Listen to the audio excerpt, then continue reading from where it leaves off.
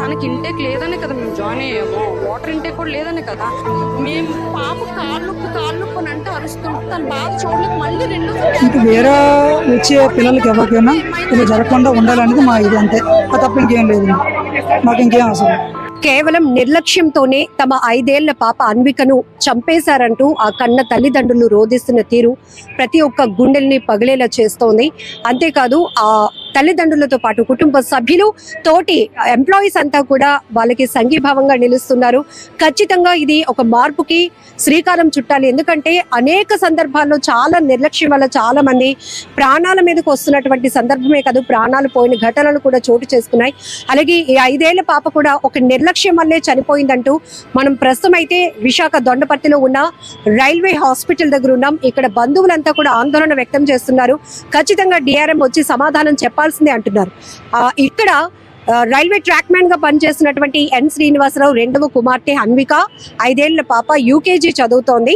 నిన్న ఉదయం 8 గంటలకు ఇక్కడ రైల్వే హాస్పిటల్ కి తీసుకురావడం జరిగింది. పాపకి విపరీతంగా వాంతులు వస్తున్నాయి, యూరిన్ కూడా బంద్ అయిపోయింది. అలాంటి సిచ్యువేషన్ ని మేము ఇక్కడ వాళ్ళకి చెప్పినా కూడా ఎమర్జెన్సీగా కేసుని టేకప్ చేయకుండా చాలా నెగ్లిజెన్సీతో ఉన్నారు. అంతేకాదు ఓపీలో చూపించాలని చెప్పడం, అక్కడే చాలా టైం వేస్ట్ అయింది. తర్వాత ట్రీట్మెంట్ కూడా ప్రాపర్ గా లేదు. మేము చెప్తుంది ఏది కూడా వాళ్ళు పట్టించుకోకుండా నిర్లక్ష్య ధోరణి వ్యవహరించారు.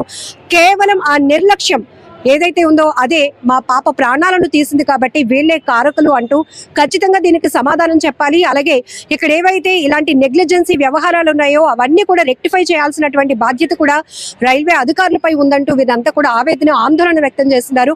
ప్రస్తుతం అయితే ఉన్నత అధికారులను వాళ్ళు తీవ్రంగా ప్రశ్నిస్తున్న సందర్భం. 5 ఏళ్ల పాప హన్విక మృతదేహాన్ని కూడా తరలించకుండా ఇక్కడే హాస్పిటల్ ఎదుట ప్రధాన ద్వారం వద్ద ఉంచి ఖచ్చితంగా ఈ 5 ఏళ్ల పాపను మేము కోల్పోయాం, మరొక ఎంప్లాయీ ఎవరు వాళ్ళ కుటుంబ సభ్యుల్ని కోల్పోకూడదు ఇలాంటి నిర్లక్ష్యం వల్ల అంటూ వాళ్ళు తీవ్రమైనటువంటి ఆవేదన వ్యక్తం చేస్తూనే ప్రశ్నిస్తున్నారు. సో ఒకసారి తల్లిదండ్రులతో కూడా మాట్లాడిద్దాం అసలు ఏం జరిగిందనే విషయం.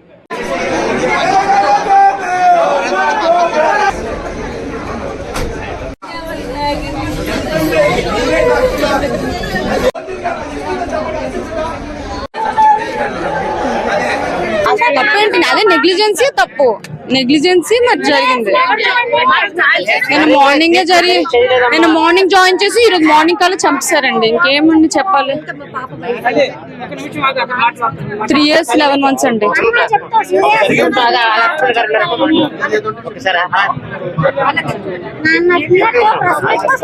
వామిటింగ్స్ అండి, ఫుడ్ తినలేదు 4 days 5 days నుంచి తినలేదు. వచ్చాం చూపించుకోవడానికి. జాయిన్ అయిపోతా అన్నా, అక్కడ చిన్న ఇష్యూ జరిగింది. ఓపీకి రమ్మన్నారు, అలా ఇలా అన్నారు. తర్వాత ఓపీ తెచ్చుకున్నా, తర్వాత క్యాజువాలిటీకి వచ్చి జాయిన్ అయ్యాము. ఏవో ఇచ్చారు బ్లడ్ టెస్ట్ కోసం అని, బ్లడ్ తీసుకున్నారు అంతే. తర్వాత సెలైన్ బాటిల్ ఎక్కిచ్చారు. నైట్ అంతటికి పాపకి కడుపు నొప్పి స్టార్ట్ అయిపోయింది. సిరప్ ఇచ్చారు అంతే. 2:30 కల్లా ఫుల్ కడుపు ఉబ్బిపోవడం, ఫుల్గా అరవడం, స్టమక్ పెయిన్ వచ్చేసి. అది యూరిన్ పాస్ చేయలేదని రాత్రి నుంచి అన్నారు. యూరిన్ పాస్ చేయలేదు అన్నప్పుడు మరి యూరిన్ ట్యూబ్ పెట్టాలి కదండి. తనకి ఇంటేక్ లేదనే కదా మేము జాయిన్ అయ్యాము, వాటర్ ఇంటేక్ కూడా లేదనే కదా. మరి వాటర్ పట్టండి అంటే తను తాగట్లేదని మేము జాయిన్ అయ్యాము. ఎలా తాగిపిస్తాము? ఎలా తాగుతుంది అది? అది పిల్లలకేమో మనలాగా ఎలా పడితే అలా సెలైన్ ఎక్కించకూడదు, డ్రాప్ పట్టాలి, దానికి టైమింగ్స్ ఉన్నాయి. మరి అలాంటప్పుడు వాటర్ ఇంటేక్ సెలైన్ బాటిల్లో లేనప్పుడు, ఇంటేక్ బయట నుంచి లేనప్పుడు మీరు కంపల్సరీ యూరిన్ పైప్ పెట్టాలి కదా. యూరిన్ పాస్ అవుట్ అవ్వాలంటే మోషన్ అవ్వడానికి ఛాన్స్ లేదు, ఎందుకంటే తను ఫుడ్ తినట్లేదు, ఫుడ్ ఇంటేక్ లేదు అసలు. ఎల్కేజీ చదువుతుంది అది. Hanvika engineering department. Srinu track man. 3 years 11 months. అలా చెప్పుకోవచ్చు కంపల్సరీగానా. అది చెప్తాను కదండి. 1 day లో ఒక సెలైన్ బాటిల్ ఎక్కలేదు.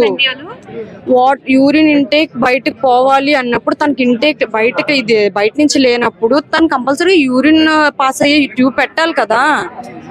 అది నేను చెప్పాలా? వాళ్ళకి తెలీదా? వాళ్ళు 100 మంది చూస్తున్నారు.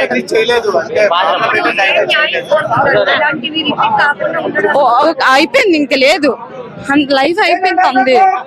ఓకే, అవును, ఏం చేయలేం. ఇంకొకరికైనా చేయాలి కదా, మార్పు రావాలి కదా, చేంజ్ అనేది కావాలి కదా. నేను ఒక్కదాన్ని మాట్లాడుతున్నాను, చాలా మంది మా వైఫ్ అని, మా ఫాదర్ అని బోల్డ్ మంది ఉన్నారు ఇక్కడ. మరి వాళ్ళ కోసం వాళ్ళని మారాలి కదా. 9 o'clock రాలేదు తెలుసా? మేము ఓపీ దగ్గర 9కి వెళ్తే 9:30 వరకు కూర్చున్నాం. 9:30 కూడా డాక్టర్ రాలేదు. మేము పాప కాళ్ళు నొప్పి అని అంటే అరుస్తుంటే తన బాధ చూడలేక మళ్ళీ రెండోసారి క్యాజువాలిటీలోకి వెళ్ళాం. 9:30 వరకు 9:30 వరకు మీరు రాకపోతే ఎలాగా? ఓకే, జాబే, మీకు ప్రెజర్ ఉంటది, టైం టు టైం అన్ని మిగతా కూడా చేసుకోవాలి కదా. ప్రాణాలు కాపాడుతారనే కదా తీసుకొస్తారు. హస్బెండ్ ఒక్కటే అన్నారు, నార్మల్ స్ప్రోలో ఉంది కాబట్టి సరిపోయింది. అయితే స్ప్రోలో లేకపోయినా కూడా ఓపీకి వెళ్ళమంటారని అడిగారు. మేము డైరెక్ట్ క్యాజువాలిటీలోకి వెళ్ళాం. ఒకటే మాట అడిగారు, అయితే స్ప్రో లేకుండా వచ్చామంటే అప్పుడు కూడా ఓపీ తీసుకోమంటారని అడిగారు. 2 పాపలు, చిన్న పాప తీసుకొచ్చామండి. ఇక్కడ ట్రీట్మెంట్ జరగలేదు, చనిపోయిన తర్వాత రిఫర్ చేశారు వేరే హాస్పిటల్. ఇక్కడ చనిపోయారు, అప్పటికే చనిపోయిన తర్వాత రిఫర్ చేశారండి. 8 గంటలు చనిపోతే 8:20 అక్కడికి వెళ్ళాం. ఇది జరిగింది. ఇక్కడైతే బాగా చేయలేదు ట్రీట్మెంట్. అంటే బాగానే ఉంది ఫస్ట్ యాక్చువల్లీ. ఒక రోజు నేను ఈ రోజు రాత్రి 2 గంటల నుంచి బాగా అది ప్యానిక్ అయిపోయింది అనమాట. నిన్న మార్నింగ్ అండి వామిటింగ్స్, కడుపు నొప్పి అండి. నిన్న 2 days నుంచి వేరే దగ్గర చూపించాం. జాయిన్ అవ్వమన్నారని చెప్పి ఇక్కడ జాయిన్ అయ్యమాట. మాకు ఆల్రెడీ హెల్త్ కార్డు ఉంది కదా అని చెప్పి ఇక్కడికి వచ్చిన తర్వాత ఇక్కడ జాయిన్ చేసుకోలేదు, డైరెక్ట్ గా ఓపీలోకి వెళ్ళి రమ్మన్నారు. సరే అని చెప్పి తర్వాత జాయిన్ అయ్యాం. జాయిన్ అయిన తర్వాత కొంచెం సిలియన్స్ ఇంజక్షన్స్ ఇచ్చారు, కొంచెం పర్వాలేదు. కానీ రాత్రి 2 గంటల నుంచి మాత్రం బాగలేదండి. మా పొజిషన్ grade 4 అండి. grade 4. నా పేరు శ్రీనివాస్. అంతేనండి, అంతే మేడం. డాక్టర్ ఏంటి మాకు ఎలా అయిపోయింది. ఇంక వేరే వచ్చే పిల్లలకి ఎవరికైనా ఇలా జరగకుండా ఉండాలనేది మా ఇది, అంతే. అది తప్ప ఇంకేం లేదండి.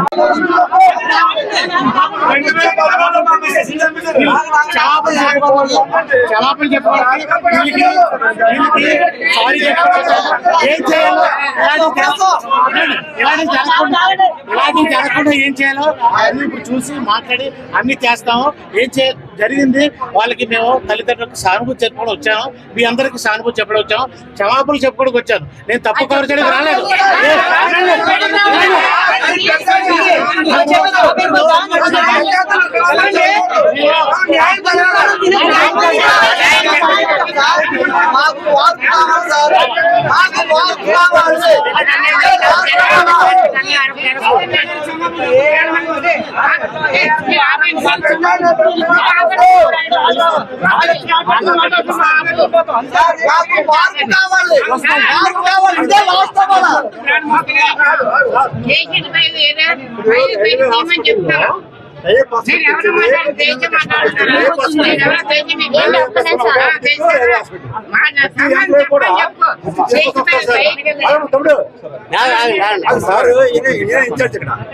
ఈ రోజు మన డివిజన్ మొత్తం ఏకైక దిక్కు డిఆర్హెచ్. ఈ డయప్ హాస్పిటల్స్ కోసం 2 యూనిట్లు కష్టపడి రాత్రికి బాగా మనంతరికి డయప్ ఇస్తుంటే రిఫరల్ చేయడానికి మన స్టాఫ్ ఎవరు సపోర్ట్ చేయట్లేదు. రెండోది ఏంటంటే క్యాజువాలిటీకి ఓపీకి అసలు ఏం చెప్పండి తేడా సార్. ఓపీ అనేవాడు ఏం చేస్తారంటే అవుట్ పేషెంట్ కాబట్టి వాడికి ట్రీట్మెంట్ అవసరం. కానీ క్యాజువాలిటీ అనేది ఎమర్జెన్సీ పేషెంటే క్యాజువాలిటీ వస్తాడు. ఈ రోజు ఎమర్జెన్సీ పేషెంట్ ఎవరు కూడా మీరు క్యాజువాలిటీ పంపిస్తే వాళ్ళకి ట్రీట్మెంట్ అవుతుందా, స్లిప్ జరుగుతుందా? వాడు స్లిప్ అవ్వాలంటే లైన్ లో ఉండే వాళ్ళు స్లిప్ అవ్వట్లేదు. టోకెన్ రావడానికి గంట పడుతుంది. టోకెన్ తీసుకుని ఎవరైనా క్యాజువాలిటీకి వస్తాడా? ఇది రిపీటెడ్ గా అవుతుంది. పెద్ద బ్లైండ్ మిస్టేక్ రైల్వే ఒకటే సార్. లాస్ట్ టైం మన డిఎల్ఎం సార్ మన క్యాజువాలిటీ అనేది డిఫరెంట్. వచ్చిన ట్రీట్మెంట్ ఫస్ట్ ఎయిడ్ ఇవ్వండి. ఫస్ట్ ఎయిడ్ ఇచ్చిన తర్వాత కావాలన్నప్పుడు మీరు ఎవరో మనిషిని పంపించి టోకెన్ అవసరం సార్. నాకు అర్థం కాదు. మన రికార్డు ఒకటే క్యాజువాలిటీలో మెయింటైన్ చేస్తున్నాం. రికార్డు రాయండి క్యాజువాలిటీలో. మీకు టోకెన్ దేనికి అసలు అర్థం కాదు. అంటే మీరు ఓపీలో మీరు కౌంటింగ్ చూపించుకోవడం కోసం మీరు క్యాజువాలిటీ పంపిస్తారు. అక్కడికి క్యాజువాలిటీలో ఉండే పేషెంట్ ఓపీకి వెళ్తే వాడికి ఎంత టైం వేస్ట్ అవుతుంది సార్. వాడికి క్యాజువాలిటీ అనేవాడు ఓన్లీ ఎమర్జెన్సీ పేషెంట్ క్యాజువాలిటీకి వస్తాడు. ఓపీకి ఆడికి ఏంటి సంబంధం అర్థం కాదు. అసలు ఓపీకి ఎందుకు పంపిస్తారు మన స్టాఫ్? అసలు మన స్టాఫ్ ఎవరో ఓపీకి పంపించడం రైట్ లేదు. ఓపీలో ఉండే డాక్టర్ ఎవరు ఉంటే ఆర్డీ డాక్టర్ వస్తారు. ఓకే, ఆర్డీ డాక్టర్ లేనప్పుడు సిస్టర్స్ మనం ఉండేవాడిగా సిస్టర్ ఏదో ఫస్ట్ ట్రీట్మెంట్ ఇవ్వమని చెప్పండి. హార్ట్ బాల్ తెలుస్తుంటే గ్యాస్ట్రిక్ డెవలప్ ఇస్తున్నారు. వాడి ఇంటికి వెళ్ళాక బయట చూపించుకుంటే హార్ట్ లో స్టంట్ చేయాల్సి వస్తుంది. ఈ రిపీటెడ్ నెగ్లిజెన్స్ సార్ ఇది railway hospital repeated negligence.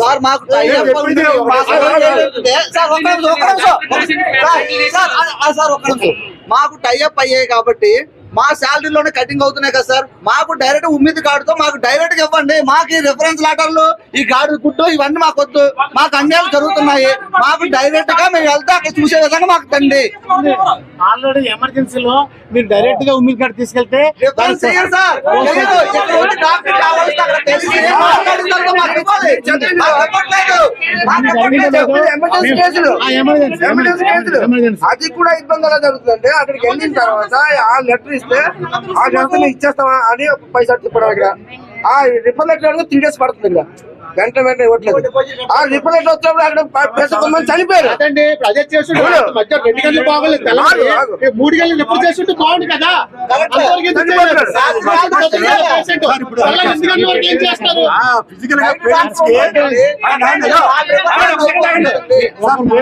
Parents కి ఏంటంటే పిల్లల దాకా బాగా అర్థమవుతుంది. డాక్టర్ ఇప్పుడే చూస్తారు కాబట్టి అని ఏమనుకుంటారు, అయితే ఏమో బాగుదేమో అయితే ఏమో వాడుతుంది అనుకుంటారు. కానీ పేరెంట్స్ బాధపడుతున్నారు. అమ్మ రిక్వెస్ట్ చేశారు సార్ రిఫరల్ చేయండి సార్ రిఫరల్ చేయండి సార్ అని. 1 day మన దగ్గర ఉంచుకుంటే నెగ్లెక్ట్ చేసే బదులు అంటే రిఫరెన్స్ చేస్తే రిఫర్ చేయమని వాళ్ళ హస్బెండ్ మీరు కానీ మీరు హస్బెండ్ కానీ రిఫర్ చేయమని అడిగారా? సీరియస్ అయితే చేయాలి. మా హస్బెండ్ ఒక విషయం, అమ్మాయి సీరియస్ లేదు వాళ్ళకి ఎలా తెలుస్తుంది సార్? రిఫర్ చేయమని వాళ్ళు ఎలా అడుగుతారు సార్? డాక్టర్ సజెస్ట్ చేయాలి. అది కాదు